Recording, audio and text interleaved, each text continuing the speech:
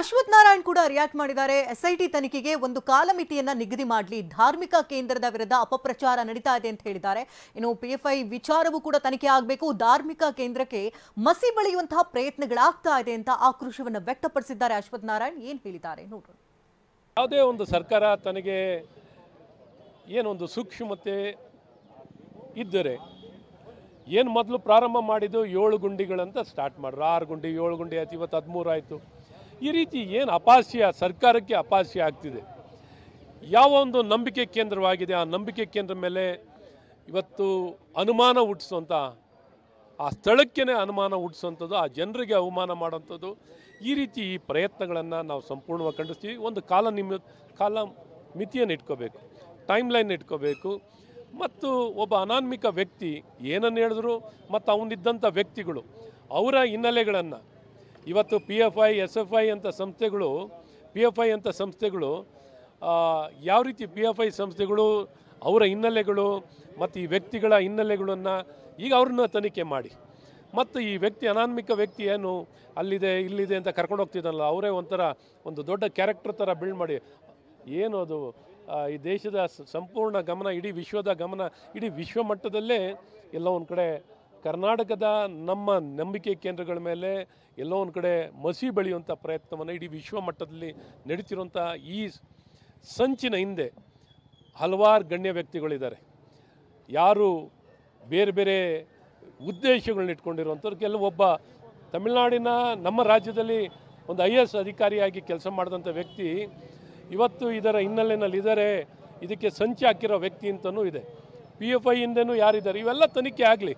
ಒಟ್ಟು ಇವರ ಕಾಲ್ ಡೀಟೇಲ್ಸ್ಗಳನ್ನ ಹೇಗೂ ಇಲ್ಲಿ ಮಾಡಿದಾರೋ ತನಿಖೆನ ಅದೇ ರೀತಿ ಸಂಪೂರ್ಣ ಮಾಡಲಿ, ಕಾಲಮಿತಿಯನ್ನು ಇಟ್ಕೊಂಡು ಮಾಡಲಿ, ಮತ್ತು ಈ ಅನಾನ್ಮಿಕ ವ್ಯಕ್ತಿಗೂ ರಕ್ಷಣೆ ಕೊಡಲಿ. ಇವಾಗ ಯಾಕೆಂದರೆ ಇದಾದಮೇಲೆ ಅವನಿಗೆ ರಕ್ಷಣೆ ಕೊಡೋದೇ ತಪ್ಪಾಗುತ್ತೆ. ಮತ್ತು ಅವನ ಜೀವನ ಯಾರ್ಯಾರು ಎಲ್ಲ ಇರ್ತಾರಲ್ಲ ಈ ಕುಖ್ಯಾತರು, ಈ ಮಾಹಿತಿಗಳೆಲ್ಲರೂ ಆಚೆ ಬರ್ತದೆ ಅಂತ ಅವನು ಜೀವಕ್ಕೂ ಏನಾರು ಅಪಾಯ ಆಗೋದು ಬೇಡ. ಅವರು ಸುರಕ್ಷಿತವಾಗಿ ಈ ಸರ್ಕಾರ ಅವನ್ನು ಕಾಪಾಡಿ ಸಂಪೂರ್ಣ ತನಿಖೆನ ವೇಗದಲ್ಲಿ ಮುಗಿಸಲಿ ಅಂತಲೂ ಹೇಳಕ್ಕೆ ಇಷ್ಟಪಡ್ತೀನಿ. ಇನ್ನು ಚಿಲವಾದಿ ನಾರಾಯಣ ಸ್ವಾಮಿ ಕೂಡ ಈ ಘಟನೆಗೆ ಸಂಬಂಧಪಟ್ಟಂತೆ ಮಾತನಾಡ್ತಾ ಆಕ್ರೋಶವನ್ನು ವ್ಯಕ್ತಪಡಿಸಿದ್ದಾರೆ. ಏನು ಹೇಳಿದ್ದಾರೆ? ಅಪಪ್ರಚಾರಕ್ಕೆ ಅವಕಾಶ ಕೊಡಬಾರದು ಸರ್ಕಾರ. ಆದರೆ ಸರ್ಕಾರಕ್ಕೇನಿದೆ, ಇದು ಸರ್ಕಾರದ ಕ್ರಮ ಅಲ್ಲ. ಕಮ್ಯುನಿಸ್ಟ್ನವರಿಗೆ ಈ ಸರ್ಕಾರ ತನ್ನನ್ನೇ ಅಡಮಾನ ಇಟ್ಕೊಂಡಿದೆ. ಕಮ್ಯುನಿಸ್ಟ್ನವರ ಡಿಮ್ಯಾಂಡ್ಗಳನ್ನು ಮಾತ್ರ ಇವರು ಗೌರವಿಸ್ತಾ ಇದ್ದಾರೆ. ಇದರ ಹಿಂದೆ ಷಡ್ಯಂತ್ರಗಳು ಏನಿದೆ ಅನ್ನೋದು ಸರ್ಕಾರಕ್ಕೆ ಗೊತ್ತಿದ್ದರೂ ಕೂಡ ಇದನ್ನು ಮುಂದುವರಿಸ್ತಾ ಇರತಕ್ಕಂಥದ್ದು ಸರಿಯಲ್ಲ. ಇವತ್ತು ಎಷ್ಟು ಸ್ಥಳಗಳಲ್ಲಿ ನೀವು ಅಗದರೂ ಕೂಡ 16 ಅಡಿ ತೆಗೆದಿದ್ದಾರೆ. ನೆನ್ನೆ ಯಾರಾದರೂ 16 ಅಡಿಗೆ ತಗೊಂಡೋಗಿ ಇಡ್ಲಿಕ್ಕೆ ಸಾಧ್ಯನಾ? ಸೊ ಇಂಥ ಪರಿಸ್ಥಿತಿಯನ್ನು ನೀವು ಈ ಉದ್ಭವ ಮಾಡಲಿಕ್ಕೆ ಬಿಡಬಾರ್ದಾಗಿತ್ತು ಸರ್ಕಾರ. ಆಮೇಲೆ ಎಲ್ಲರೂ ಬಂದು ಅನಾಮಧೇಯರ ಹೆಸರಿನಲ್ಲಿ ಅಲ್ಲಿ ಹಾಗಾಗಿದೆ ಇಲ್ಲಿ ಹೀಗಾಗಿದೆ ನಾನೇ ತೋರಿಸ್ತೀನಿ ಅಂತಂದರೆ ಸರ್ಕಾರಕ್ಕೆ ಪುರಾವೆ ಬೇಡವಾ? ಹೇಳಿದ್ದಕ್ಕೆಲ್ಲವೂ ಸರ್ಕಾರ ತಲೆದೂಗಿಸೋದಾದರೆ ಇದು ಒಂದು ಸರಿಯಾದ ಕ್ರಮ ಅಲ್ಲ. ಇದು ಧಾರ್ಮಿಕ ಸಂಸ್ಥೆಗಳ ವಿರುದ್ಧವಾಗಿ ನಡೀತಾ ಇರ್ತಕ್ಕಂಥ ಷಡ್ಯಂತ್ರ ಅಂತ ಹೇಳಿ ನೋಡಿ. ಗುಂಡಿ ಹಗಿಯೋದು ಅಂತಂತಂದರೆ ಈಗ ನಾನು ಯಾರೋ ಸತ್ತವರಿಗೆ ನ್ಯಾಯ ಕೇಳಿದಾಗ ನ್ಯಾಯ ಕೊಡಬೇಡಿ ಅಂತ ನಾವು ಯಾರನ್ನು ಹೇಳೋಕ್ಕಾಗತ್ತಾ? ನ್ಯಾಯ ಕೊಡಬೇಕು. ಎಲ್ಲಿ ಸಿಗ್ತದೆ? ಭೂಮಿಯಲ್ಲಿ ನ್ಯಾಯ ಸಿಗುತ್ತಾ ನಿಮಗೆ? ನ್ಯಾಯ ಸಿಗಬೇಕಾಗಿದ್ದು ಎಲ್ಲಿ? ಅಲ್ಲಿ ಹುಡುಕಬೇಕು. ನೀವೇನನ್ನು ಎಲ್ಲಿ ಕಳ್ಕೊಂಡಿರ್ತೀರೋ ಅಲ್ಲಿ ಹುಡುಕಿದ್ರೇ ಸಿಗೋದು. ನೀವು ಭೂಮಿ ಅಗದಿದ ತಕ್ಷಣ ಸಿಗೋಲ್ಲ. ಯಾಕೆ? ಈಗ ಅವನು ಅಮಾಯಕ ಅಲ್ಲ, ಅನಾಮಿಕ ಅಂತ ಹೇಳ್ಕೊಂಡಿದ್ದೀರಿ. ಅವನು ಅಮಾಯಕ ಅಲ್ಲ. ಅವನೇ ಯಾಕಿದ್ದೆಲ್ಲ ಮಾಡಿರಬಾರ್ದು?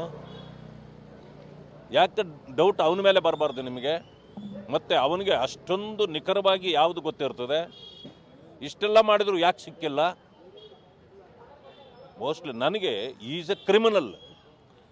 ಅದಾದ ಮೇಲೆ ಇಷ್ಟೊಂದು ನೀವು ಅವ್ರಿಗೆ ಸಪೋರ್ಟ್ ಮಾಡಿ ನಿಲ್ತಾ ಇರ್ತಕ್ಕಂಥದ್ದು ಇದು ಸರಿಯಾದ್ದಲ್ಲ. SIT ತನ್ನ ಕೆಲಸವನ್ನು ಈಗ ರಾಂಗ್ ರೂಟ್ನಲ್ಲಿ ಮಾಡ್ತಿದೆ ಅಂತ ನನಗನ್ನಿಸ್ತು. ಈಗಷ್ಟೇ ಸ್ಥಳಕ್ಕೆ ಸ್ಟೆಲ್ಲಾ ವರ್ಗೀಸ್ ಅವರು ಭೇಟಿಯನ್ನ ಕೊಟ್ಟಿದ್ದಾರೆ ಅನ್ನೋದ್ರ ಬಗ್ಗೆ ಮಾಹಿತಿ ಸಿಗ್ತಾ ಇದೆ. ಯಾಕಂದ್ರೆ ಎಸಿ ಬಂದ ನಂತರದಲ್ಲೇ ಅವರ ನೇತೃತ್ವದಲ್ಲಿ ಸಂಪೂರ್ಣ ತನಿಖೆಗಳಾಗಬೇಕು, ಶೋಧ ಕಾರ್ಯ ನಡೆದರೂ ಕೂಡ ಅವರ ನೇತೃತ್ವದಲ್ಲೇ ನಡಿಬೇಕು ಅಂತ ಇರುತ್ತೆ. ಹಾಗಾಗಿ ಇವತ್ತು ಕೊಂಚ ತಡವಾಗಿ ಬಂದಿದ್ದಾರೆ. ನಿನ್ನೆ ಸ್ವಲ್ಪ ಒಂದು 12 ಗಂಟೆ ಸಮಯದಲ್ಲಿ ಬಂದಿದ್ರು, ಇವತ್ತು 12:15 ಆಗೋಗಿದೆ. ಈ ಸಮಯಕ್ಕೆ ಅವರು ಎಂಟ್ರಿಯನ್ನು ಕೊಟ್ಟಿದ್ದಾರೆ. ಹಾಗಾಗಿ SIT ಅಧಿಕಾರಿಗಳು ಕೂಡ ಅವರ ಬರುವಿಕೆಗಾಗಿ ಕಾಯ್ತಾ ಇದ್ರು. ಯಾಕಂದ್ರೆ ಒಂದ್ಸರಿ ಶೋಧ ಕಾರ್ಯ ಪ್ರಾರಂಭ ಆಯಿತು ಅಂದ್ರೆ ಅವರ ನೇತೃತ್ವದಲ್ಲೇ ರಿಪೋರ್ಟ್ ಅನ್ನ ಕೊಡಬೇಕಾಗುತ್ತೆ. ಅವತ್ತು ಏನೆಲ್ಲ ಬೆಳವಣಿಗೆಗಳಾಯಿತು, ಎಷ್ಟು ಅಡಿಗಳ ಕಾಲ ಆಗಿದ್ದಾಯಿತು, ಎಷ್ಟು ಗಂಟೆಗೆ ಈ ಒಂದು ತನಿಖೆ ಶುರುವಾಯಿತು, ಕಾರ್ಯಾಚರಣೆ ಶುರುವಾಯಿತು, ಇದೆಲ್ಲದರ ರಿಪೋರ್ಟನ್ನು ಇಲ್ಲಿ ಕಂಪ್ಲೀಟ್ ಆಗಿ ರೆಕಾರ್ಡ್ ಮಾಡ್ತಾ ಇರ್ತಾರೆ. ಹಾಗಾಗಿ ಸ್ಥಳದಲ್ಲಿ ಎಸಿ ಇರಲೇಬೇಕಾಗುತ್ತೆ. ಹಾಗಾಗಿ ಅವ್ರಿಗಾಗಿ ಕಾಯ್ತಾ ಇದ್ರು SIT ಅಧಿಕಾರಿಗಳು. ಈಗಷ್ಟೇ ಸ್ಟೆಲ್ಲಾ ವರ್ಗೀಸ್ ಅವರು ಈಗ ಸ್ಥಳಕ್ಕೆ ಭೇಟಿಯನ್ನು ಕೊಟ್ಟಿದ್ದಾರೆ. ಈಗ ಕಾರ್ಯಾಚರಣೆ ಪ್ರಾರಂಭ ಆಗಿದೆ. ಸುಮಾರು ಎಲ್ ಶೇಪ್ನಲ್ಲಿ ಇವಾಗ ಅಧಿಕಾರಿಗಳು ತನಿಖೆಯನ್ನು ನಡೆಸ್ತಾ ಇದ್ದಾರೆ. ಕಾರ್ಯಾಚರಣೆಗಿಳಿದಿರುವಂಥದ್ದು ಎಲ್ ಶೇಪ್ನಲ್ಲಿ ಮಾರ್ಕ್ ಮಾಡಿದ್ದಾಗಿದೆ. 18 ಅಡಿಗಳ ಕಾಲ ನಿನ್ನೆ ಅಷ್ಟೇ ಆಳವನ್ನು ತೆಗೆದಿದ್ರು. ಇವತ್ತು ಕೂಡ 18 ಅಡಿಗಳ ಕಾಲ ಅಗಿಯುವಂಥ ಎಲ್ಲ ಸಾಧ್ಯತೆಗಳು ಕೂಡ ದಟ್ಟವಾಗಿದೆ. 13ನೇ ಪಾಯಿಂಟ್ ಅಂದರೆ ಇದು ಸಾಕಷ್ಟು ಕುತೂಹಲ ಕೆರಳಿಸಿದಂಥ ಪಾಯಿಂಟ್ ಇದು. ಯಾಕಂದರೆ 13ನೇ ಪಾಯಿಂಟ್ನಲ್ಲೇ ಆತ ಹೆಚ್ಚಾಗಿ ಶವಗಳನ್ನು ಊತಿದ್ದಾಗಿ ಮಾಸ್ಕ್ ಧಾರಿ ವ್ಯಕ್ತಿ ಹೇಳಿರೋದ್ರಿಂದಾಗಿ ನಿನ್ನೆ ಒಂದು ಭಾಗದಲ್ಲಿ 13ನೇ ಪಾಯಿಂಟ್ A-B ರೀತಿಯಲ್ಲಿ ಗಮನಿಸೋದಾದ್ರೆ ನನಗೆ ಒಂದು ಪಾಯಿಂಟ್ನಲ್ಲಿ ಈಗಾಗಲೇ ಹಳ್ಳ ತೋಡಿದ್ದಾಯಿತು, 18 ಅಡಿಗಳ ಕಾಲ ಡಿಗ್ಗಿಂಗ್ ಮಾಡಿದ್ದಾಯಿತು. ಆದರೂ ಕೂಡ ಯಾವುದೇ ರೀತಿ ಕುರುಹುಗಳು ಸಿಗಲಿಲ್ಲ. ಹಾಗಾಗಿ ಇವತ್ತು 2 ಹಿಟಾಚಿಗಳನ್ನು ಬಳಸಿಕೊಂಡು ಭೂಮಿಯನ್ನು ಅಗಿತಾ ಇದೆ SIT ಟೀಮ್ಗಳು. ಇನ್ನು ಪಕ್ಕದಲ್ಲೇ ವಿದ್ಯುತ್ ಕಂಬ ಕೂಡ ಇದೆ. ಹಾಗಾಗಿ ಸ್ವಲ್ಪ ಎಚ್ಚರಿಕೆಯನ್ನು ವಹಿಸಬೇಕಾಗಿದೆ. ಹಾಗಾಗಿ ಅಲ್ಲಿ ಬೆಸ್ಕಾಂ ಅವರು ಕೂಡ ಸ್ಥಳದಲ್ಲೇ ಬೀಡನ್ನು ಬಿಟ್ಟಿರುವಂಥದ್ದು. ಏನಾದರೂ ಹೆಚ್ಚು ಕಡಿಮೆ ಆದರೆ ಅವರು ಅದನ್ನು ನೋಡಿಕೊಳ್ಳುವಂತಹ ನಿಟ್ಟಿನಲ್ಲಿ ಅವರು ಕೂಡ ಸ್ಥಳದಲ್ಲೇ ಇದ್ದಾರೆ.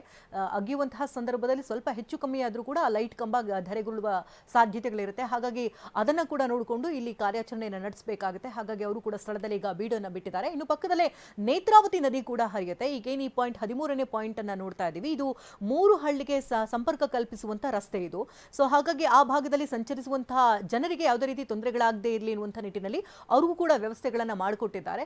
ಇನ್ನು ಹೆಚ್ಚಿನ ಪೊಲೀಸರ ನಿಯೋಜನೆ ಕೂಡ ಆಗಲಿದೆ. ಯಾಕೆಂದ್ರೆ ಹಲವು ಕಡೆಗಳಲ್ಲಿ ಈಗಾಗಲೇ ಪ್ರೊಟೆಸ್ಟ್ಗಳು ಕೂಡ ಆಗ್ತಾ ಇದೆ. ಹಾಗಾಗಿ ಆ ವ್ಯಕ್ತಿಗಳೇನಾದರೂ ಬಂದು ಸ್ಥಳದಲ್ಲಿ ಏನಾದರೂ ತೊಂದರೆಯನ್ನು ಕೊಡಬಹುದು ಅನ್ನುವಂಥ ನಿಟ್ಟಿನಲ್ಲಿ ಅಲ್ಲಿ ಹೆಚ್ಚಿನ ನಿಗಾ ವಹಿಸಲಾಗಿದೆ. ಇನ್ನು ಸಾರ್ವಜನಿಕರಿಗೆ ಅಲ್ಲಿ ಪ್ರವೇಶ ಇಲ್ಲ.